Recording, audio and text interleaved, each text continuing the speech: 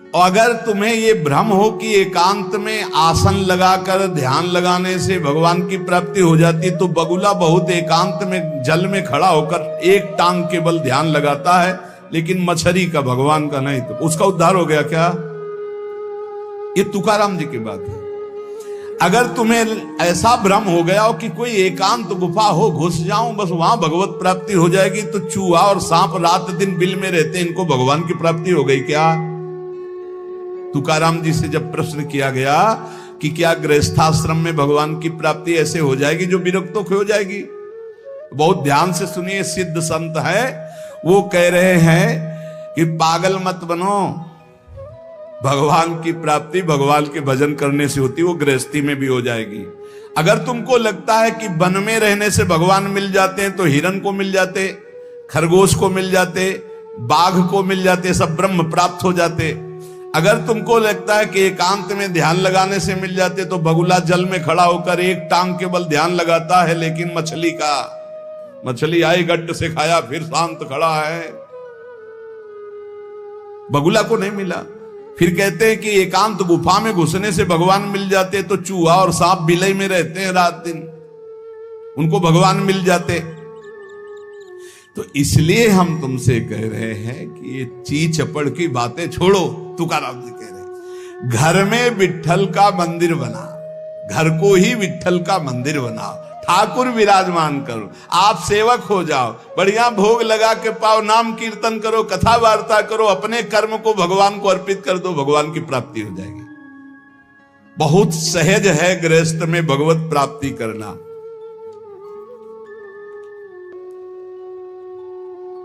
हम तुमसे पूछते हैं, जो लोग सोचते हैं अन्न नहीं खाएंगे तो भगवान की प्राप्ति हो जाएगी,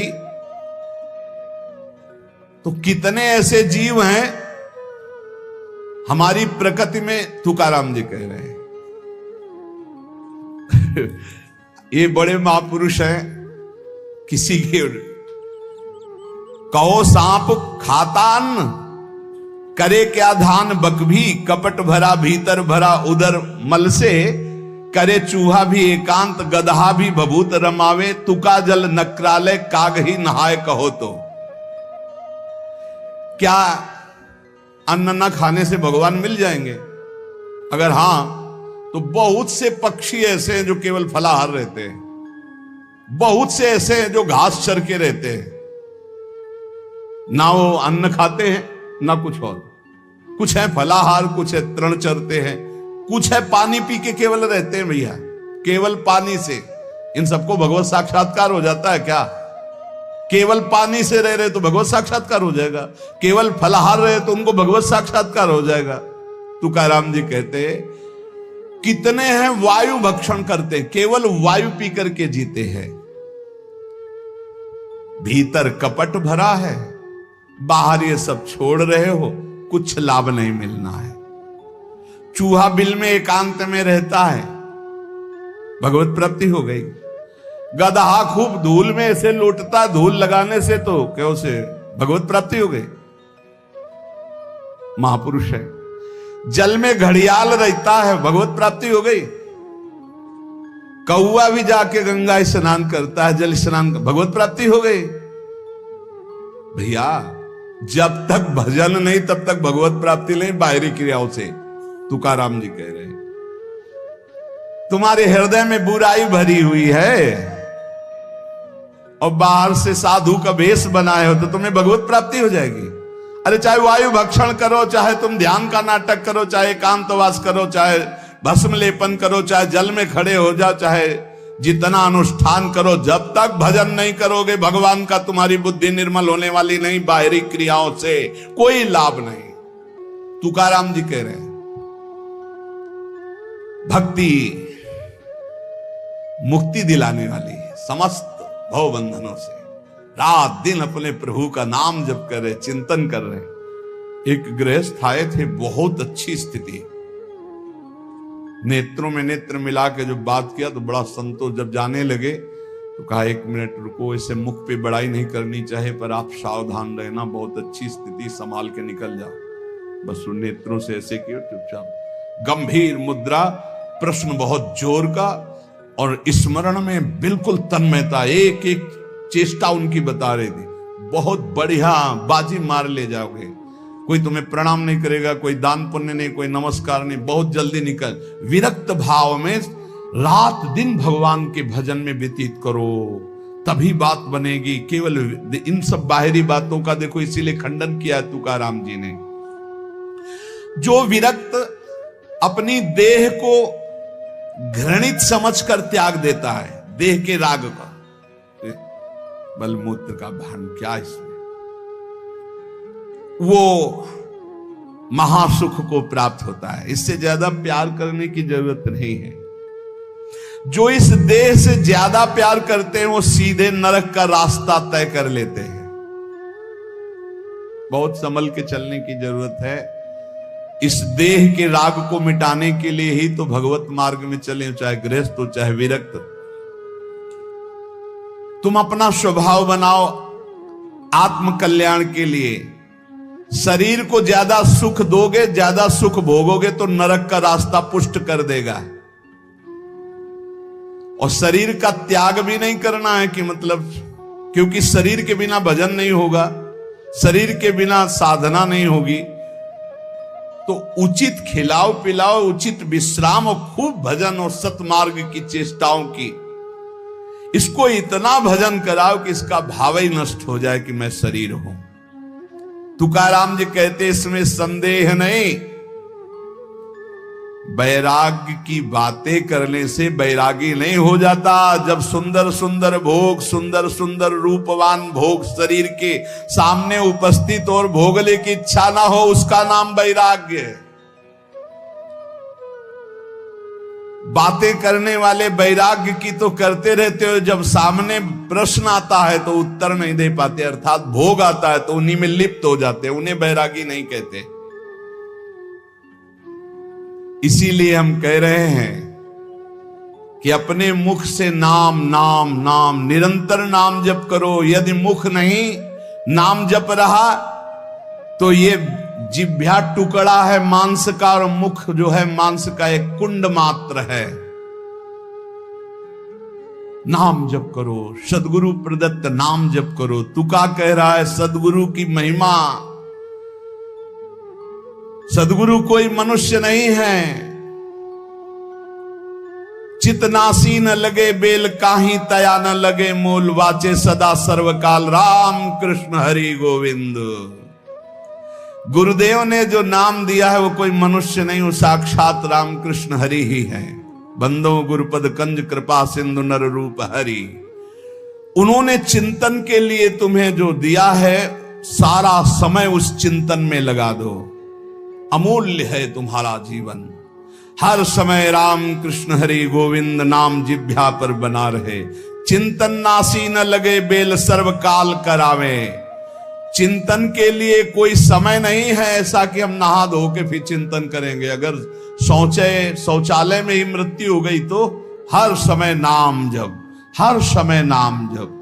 सदा राम कृष्ण हरि गोविंद का चिंतन करो। एक सत्य सार यही है, ना फलाहार रहने से, ना जल पीने से, ना वायु भक्षण से, ना इन सब बाहरी बातों से भगवत प्राप्ति नहीं होती। भगवत प्राप्ति होती सदैव भगवत चिंतन करने से, नाम चिंतन करने से। भगवान नाम कीर्तन भगवान की प्रसन्नता के लिए, भगवत कथा भगवत प्रसन्नता के लिए। तुकाराम जी कहते हैं गीता है, श्रीमद् भागवत है, ये भगवान की प्राप्ति के लिए चर्चा हो रही है। जो भगवत प्रसाद रूप मिल जाता है उससे जीवन यापन का। जब तक जीवन है हमें हर समय भगवान नाम जप, भगवत कथा, भगवत भक्तों का संग, यही करना है। प्रभु के नाम की महिमा प्रभु ही समझ सकते हैं, दूसरा कोई नहीं समझ सकता। या प्रभु समझा दे पुरुषोत्तम तो समझ पावे। कर्म के फेर में पड़ा हुआ जीव अगर अट्टहास करके नाम पुकारने लगे तो कर्म बंधन नष्ट हो जाए। राधा राधा राधा जोर से चीख चीख कर, तो बोले कर्म बंधन विध्वंस होते हैं। जितने के कानों में नाम पड़ेगा सबका मंगल होता चला जाएगा। तुकाराम जी कहते जो मैं कह रहा हूं उसे सुनो। मैंने इसलिए कहा कि आप नाम को और कथा को बेचो मत, क्योंकि ये रहस्य की बात है। इससे श्री कृष्ण अधीन हो जाते हैं। विठोबा का नाम, विठोबा की कथा विठोबा को अधीन कर लेती है। महापुरुषों के वचन समझने हैं। जैसे सत स्त्री के अधीन उसका पति हो जाता है, उसके आचरण, उसका व्यवहार अपने पति को अधीन कर ले, ऐसे सद्भक्त भगवान को अधीन कर लेते हैं। यहां तुकाराम जी भगवान की अधीनता के लिए कह रहे हैं, तुम अपने परमार्थ को खो मत। तुकाराम कह रहे हैं धन के अधीन हो जाना, काम के अधीन हो जाना, नरक की यात्रा करना है।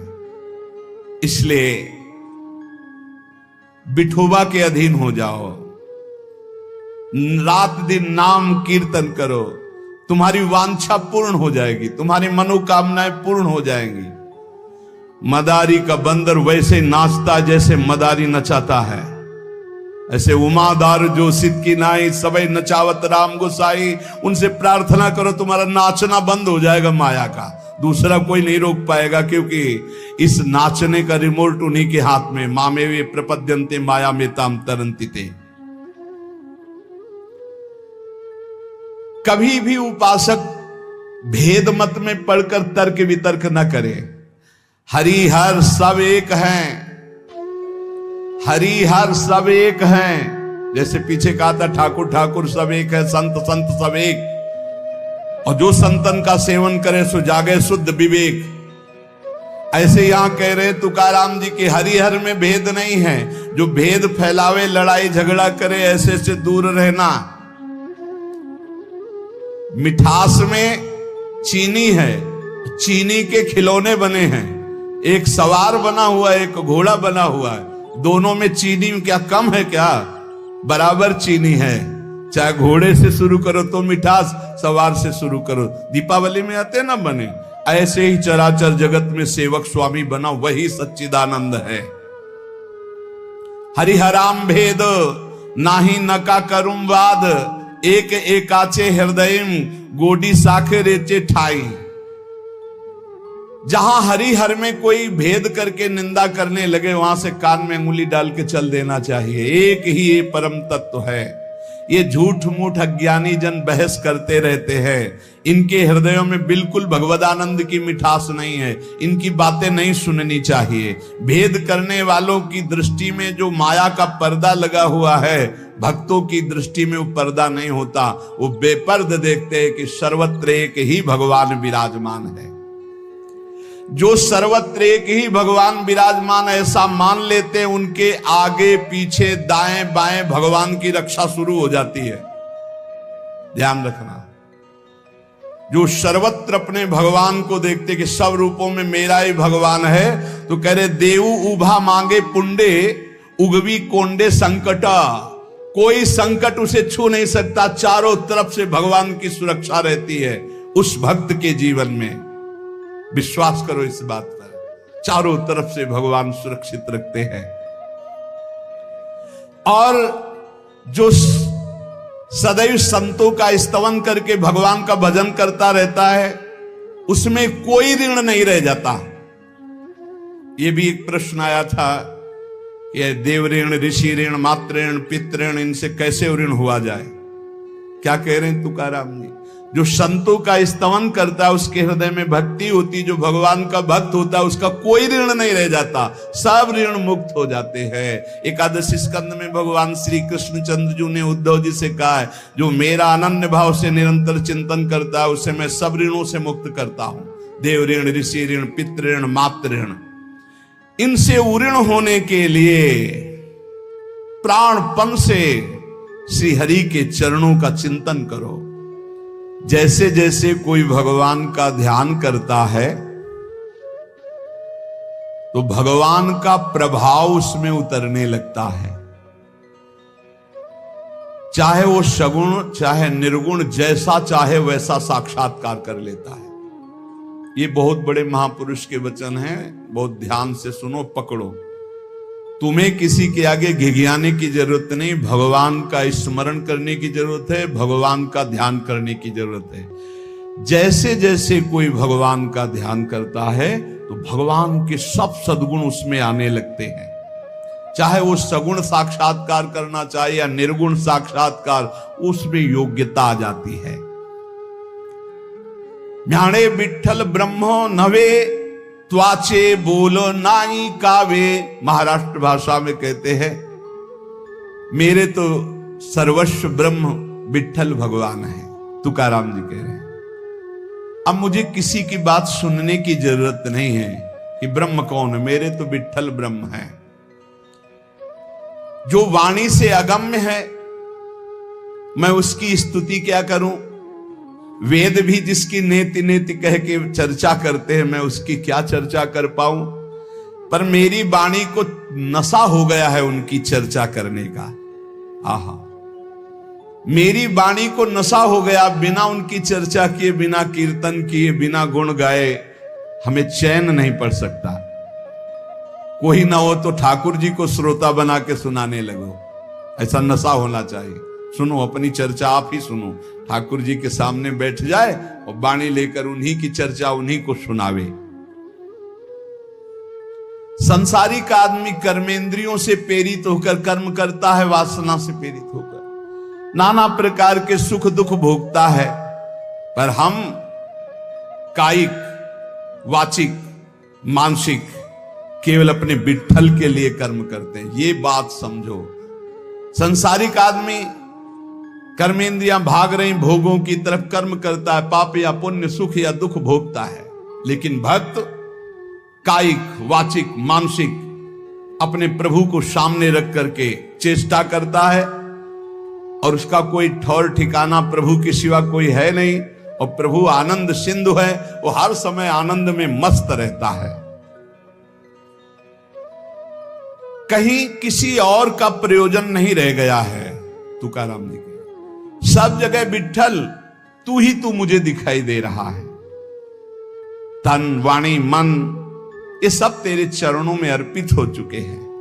भगवान अब मेरा कुछ नहीं बचा, केवल आप ही मेरे बचे। ये हम लोगों के लिए आदर्श वचन है। हमें ऐसा होना है, प्रभु के सिवा हमारा कोई नहीं। अभ्यास बल में बहुत बड़ी ताकत है। अभ्यास बल हो जाए तो व्याघ्र और सर्प को भी अधीन किया जा सकता है। व्याघ्र बाघ को और सर्प को, अभ्यास बल। देखो, जो बचपन से अभ्यास करवा लिए सिंह आदि का, तो ऐसे बछड़े की तरह हाथ फेरते हैं, साथ खेलते हैं, कोई फर्क। सांप पकड़ने वाले जो सर्प मित्र होते हैं, इतना बड़ा अभ्यास कि बड़े से बड़े विषैले सांप को 5 मिनट में अपने वश में करके, व्याघ्र और सर्प को अपने वश में किया जा सकता है। अभ्यास से विष को पचा लिया जाता है। जब उड़िया बाबा ने सुना कि एक महात्मा 10 ग्राम संख्या जहर रोज खाते हैं, तो इसमें तो 10 आदमी मर जाए, ऐसा हो ही नहीं सकता। तो उन्होंने कहा महात्मा है तो उनका पता बताइए, मैं जाऊंगा। उड़िया बाबा वहां गए, महात्मा से कहा आप 10 ग्राम संख्या जहर रोज खाते हैं? उनका हाँ। बोले मैं देखना चाहता हूं, क्योंकि विश्वास नहीं होता, 10 ग्राम में तो 10 लोग मर जाएंगे। शाम के 4 बजे उन्होंने डाला सिलबट्टा में 10 ग्राम तौल करके जहर, संख्या जहर, जैसे धतूरा होता है ऐसे संख्या, उसे पीसा और पीस करके पूरा धोकर खप्पर में डाला और बस पी गए। महात्मा है तो आश्चर्य की बात है। बोले तो रोज हम पीते हैं। तो बोले 10 ग्राम कैसे? तो बोले अभ्यास। पहले दिन एक बीज लिया था, ऐसे घस के चाटा, नशाया, कई दिन उसी बीज को घसकर चाटते रहे, फिर एक बीज, फिर धीरे धीरे आज 10 ग्राम पचा लिया। तुकाराम जी कह रहे हैं अभ्यास का बल करे तो व्याघ्र और सर्प को वश में कर ले। तो मन को वश में नहीं किया जा सकता, इंद्रियों को वश में नहीं किया जा सकता, अभ्यास से किया जा सकता है। अभ्यास योग युक्त ने चेतसा नान्यगामिना। अभ्यास से हम विष को पचा सकते हैं। अगर हम रोज भगवत कृपा से अपमान को पचाना सीख जाएं तो बड़े से बड़े अपमान को भी, निंदा को भी मुस्कुराते हुए सह सकते हैं। अभ्यास से वेदों का अर्थ समझ लिया जाता है। वेद पाठ का अभ्यास करो, धीरे धीरे वेद अर्थ समझा। इसलिए कुछ दुष्कर नहीं है, तुम अभ्यास में आओ। मेरा भजन में मन नहीं लगता, अभ्यास करो। अभ्यास में तुम जितना आगे बढ़ोगे उतने ही उच्च अवस्था को प्राप्त हो जाओगे। अभ्यास में बहुत बड़ी दम है। अभ्यास, एक एक कदम बढ़ाते चले जाओ। अभ्यास, एक एक इंद्रियों पर विजय प्राप्त करते चले जाओ। अभ्यास असाध्य को भी साध्य कर दे। इसका कारण तुका कहता है कि अभ्यास भजन का कर लो तो आप सिद्ध हो जाओगे। अभ्यास से सब कुछ हो जाता है।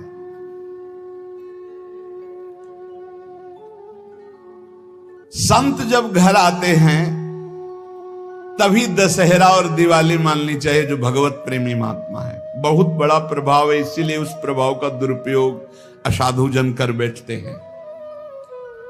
मूर्तमान परम पवित्रता और तीर्थ चलकर आज आ रहा है, ऐसा अनुभव होता है जब संत आते हैं। आज ही दिवाली दशहरा श्री साधु संत आले घरा, तुकाराम जी के आज ही हमारी दिवाली और दशहरा हो गया, क्योंकि भगवत प्रेमी महात्मा हमारे घर पधारे या भगवत प्रेमी महात्मा का सानिध्य मिला। साधु संत एति घरा तोची दिवाली दशहरा। हमारे लिए उत्सव है जब भगवत नाम जापक भगवत प्रेमी महात्मा आए, उनका चरणोदक लिया, उनकी वंदना की और बैठ करके उनसे हम भगवत चर्चा की। ऐसे जो भक्तजन हैं उनके संग का परिणाम क्या होता है कि भगवत साक्षात्कार के लिए छटपटाहट पैदा हो जाती है। जैसे जल से मछली को निकालो तो विकल होकर तड़पने लगती है। जीवना वेगली मासूली तुका तैसा तलमली। जैसे जीवन के लिए मछली जल के लिए तड़पने लगती है, बाहर हटा दो, ऐसे सत्संगी का जीवन तड़पने लगता है भगवान की प्राप्ति के लिए। तभी माना जाएगा सत्संग हुआ है। सत्संग का ये फल है। बड़े भाग पाइप सत्संगा, बिना प्रयास होई भवभंगा। संत आधि देवा मग। अगर एक तरफ बड़े बड़े देवता खड़े हो, एक तरफ संत खड़े हो, तो पहले आराधना किसकी करनी चाहिए? तो बोले देव सरावे परते संत पुजावे आरते। पहले संत सेवा, बाद में देव पूजा। जैसे लब्ध्वा जन्म मर प्रार्थ्यम मानुष्यम, ये मनुष्य जन्म जो प्राप्त हुआ है इसकी सार्थकता भगवत प्राप्ति है। ये देव आराधन से नहीं होगी, ये संत आराधन से होगी, जो भगवत प्रेमी महात्मा है। नरदेह का ऐसा ऊंचा स्थान है कि इससे ब्रह्म सायुज्य प्राप्त कर सकते हो, जो अत्यंत कठिन है। नरदेह की स्तुति बड़े बड़े देवता करते हैं, इसलिए तुम्हें वही नरदेह प्राप्त हो गया है। तुकाराम जी कह रहे हैं तुम सच्चिदानंद पदवी को प्राप्त करने के लिए सच्चिदानंद में डूबे हुए किसी संत महात्मा के मिलन की आकांक्षा करो। भगवान से प्रार्थना करो कि मुझे अपने प्रेमी संत का सानिध्य दे दो।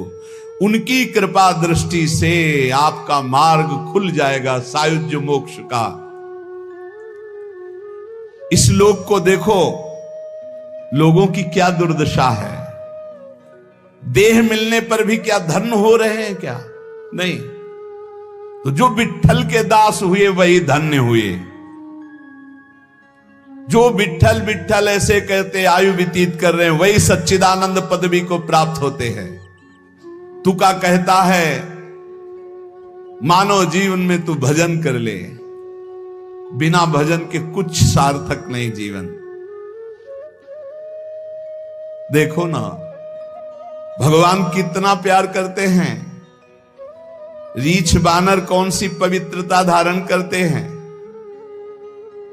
लेकिन भगवान वृक्ष के नीचे बैठे और ऊपर डाल पे। प्रभु तरुतर कप डार पर ते किए आप समान। ग्वाल बाल अपने मुख की छाछ भगवान के मुख में डाल रहे सखा मंडली। देखो ना प्रेम हमारे विट्ठल का। तुकाराम जी कह रहे गोलियांची ताकि पिरे कोड़ पोरे चांगली। ग्वालों के मुख की छाछ पी रहे, तभी तो ब्रह्मा जी को मोह हो गया। ये भगवत प्राप्ति कोई कठिन नहीं, बस चौपड़ का खेल समझ लो। चूक गए तो गोटी मारी जाएगी, गोटी मारना भवबंधन में फंस जाना, गोटी निकाल ले गए जीवन मुक्त हो गए। चौपर का खेल। सारी जी मरी झूठी बाती सारी, बद्ध मुक्त वारी बातकारी। कोई जीवन मुक्त होना कठिन नहीं है। लूडो का खेल, चूक गए तुम्हारी गोटी मार दी गई, और सावधानी से अपने अंक को गिनकर गोटी को बचाते हुए निकल गए, जीत गए, जीवन मुक्त हो गए। ने गोटी मार दी जाएगी, खेल है एक ये। सारी वही गोटी, सारी मारी गई, सब झूठा हो गया, खेल बेकार हो गया, हार गए। और सारी मारी नहीं गई, निकल गए तुम तो मुक्त हो गए। खेल रखा है भगवान ने। तुकाराम जी से पूछा गया, क्या गृहस्थाश्रम में जैसे विरक्त को भगवान मिल जाते हैं ऐसे मिल जाएंगे? तो उन्होंने कहा, पागल बनने की जरूरत नहीं है। ये बात दिमाग में बैठाने की जरूरत नहीं कि बन बन भागने से ही भगवान मिलते हैं। अपने लोगों के भाग्य में ये मार्ग लिखा था, पर हम आज भी अनुभव करके ही कहते हैं। जो आज दुर्दशा देख रहे हैं, उस दुर्दशा से हम कह रहे हैं कि घर में रहकर धर्म पूर्वक आचरण करते हुए भजन करने से बहुत लाभ मिलेगा। विरक्त मार्ग बहुत ही मतलब आग पे चलने का मार्ग है, खिलवाड़ नहीं है। आप ये समझ लो, खिलवाड़ नहीं। सफीपुर एक गंगा किनारे स्थान है, तो वयोवृद्ध महात्मा सन्यासी रहते थे। तो उनके घर के कुछ लोग गुड़ और ये सामग्री लेके गए, तो उनका गंगा जी में डाल दो या किसी और को दे देना। नहीं, मुझे आपका एक भी अन्न का टुकड़ा नहीं, मैं विरक्त हूं, आपका सेवन नहीं कर सकता। और आप यहां से कुछ एक भी टुकड़ा लेने की सोचना मत। आप ऐसे खरे स्वभाव वाले संतों को देखा कि अपने विरक्त मार्ग के पंथ के जो नियम हैं वो बड़े कट्टर भाव से निर्वाह करने वाले। आज समझे में नहीं आता, हमसे चूक हो जाती है। तो जो हमें विरक्त मार्ग से चलकर लाभ मिलना था वो नहीं मिल पाता। श्री तुकाराम जी कह रहे हैं, वन में यदि भगवान होते तो हिरण को भगवान मिल जाते। तुकाराम जी की वाणी है। खरगोश को मिल जाते, बाघ को मिल जाते, ये सब भगवत प्राप्त हो जाते। देखो, जब आनंद मिलेगा तब मन पंगु हो जाएगा। जैसे भौरे में बहुत बड़ी ताकत है कि चाहे जितना मजबूत काठ हो, वो बड़े मौज से खेलते खेलते उसमें छेद कर देगा। जब कमल की पराग वृत्ति में वो पहुंचता है तो थोड़ा सा भी पराग को धक्का न लगे, शांत होकर बैठ जाता है। चाहे जीवन खोना पड़े, वो कमल की पंखुड़ी को नहीं काटता। ऐसे उदाहरण दे रहे, ऐसे ही तुम्हारा मन तब तक उद्दंडता करता रहेगा जब तक भगवत सुख नहीं मिलेगा। और जिस दिन इसे आनंद मिला, भगवद आनंद, ये बैठ जाएगा, इसका अस्तित्व खत्म हो जाएगा। ये बैठ जाए। निज सुख बिन मन होई कि थीरा, बिना आत्मानंद का अनुभव मिले मन स्थिर नहीं होगा, शांत नहीं होगा, विश्राम नहीं पाएगा। भौरे का दृष्टांत देकर के मन को समझा रहे कि मन भौरा है, भटक रहा है विविध भोगों में, बड़ा मजबूत है, बलशाली है, लेकिन ये तभी निर्बल बनेगा जैसे भौरा कमल में आ जाता है तो वहां अपना बल खो देता है। ऐसे ही श्री हरि चरणारविंद, हरि नाम, भगवद आश्रय, भगवत भक्ति, इसी में मन आनंद को प्राप्त होगा। तो आपको कहीं भागने की जरूरत नहीं। आपने सुना कि जंगल में भागने से क्या होगा, जल पीने से क्या होगा, फलाहार रहने से क्या। शांति से अपने घर को ठाकुर जी का मंदिर मान लो, खूब नाम कीर्तन करो, भगवत चर्चा करो, भगवान का सुमिरन करते हुए जीवन व्यतीत करो। इधर भी सुखी, परलोक में भी सुखी। किसी से आशीर्वाद मांगने की जरूरत नहीं, दौड़ने भागने की जरूरत नहीं, हाहाकार मचाने की जरूरत। ये बहुत आनंद का जीवन है मानव दे।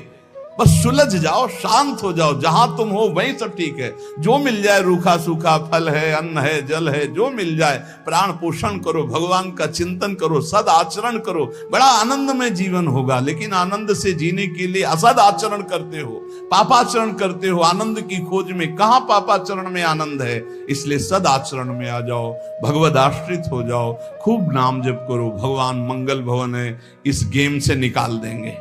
बहुत बड़ा एक गेम है, बहुत बड़ा गेम है।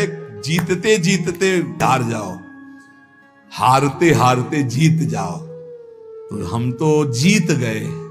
नागरी दास ही जन्म जितायो, बलिहारी बलिहारी हमारी सबही बात सुधारी।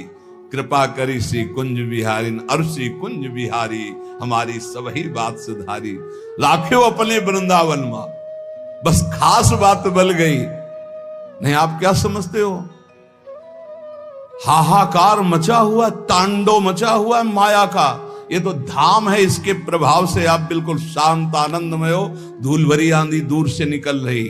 नहीं तो आप संसार में देखो, सतोगुण रजोगुण तमोगुण 3 गुण है। सतोगुण तो कहीं कहीं नहीं, रजो और तमो की तांडव वृत्ति मची हुई है। जहां कहीं भगवत चर्चा, भगवत नाम कीर्तन, भगवत गुण, बहुत विक्षेप माया डालती है। इसलिए खूब नाम जप करो, इसी जन्म में भगवत प्राप्ति कर लो, दोबारा इस कलयुग में जन्म ना हो। पक्का ऐसा भजन करो कि आगे अब देखते जाओ। अरे भाई, बड़ा आश्चर्यमय समय, बड़ा आश्चर्यमय समय है। अभी तो कुछ है नहीं, अभी तो बबुआ है कलयुग, घुटने के बल चल रहा है। थोड़ा खड़ा होने दो, फिर ताट ठोकने दो। 4,32,000, अभी तो 32,000 नहीं पूरे हुए, थोड़ा 1,00,000 1,50,000 लाख पूरे होने दो, फिर इसका अब है, उसका अपना राज्य है। इसलिए कलयुग के दोषों से बचने के लिए, माया के प्रभाव से मुक्त होने के लिए, समस्त दुखों का नाश करने के लिए समर्थ है भगवान नाम। खूब नाम जप करो, नाम कीर्तन करो, भगवत चर्चा करो, इसके सिवा कोई उपाय नहीं है।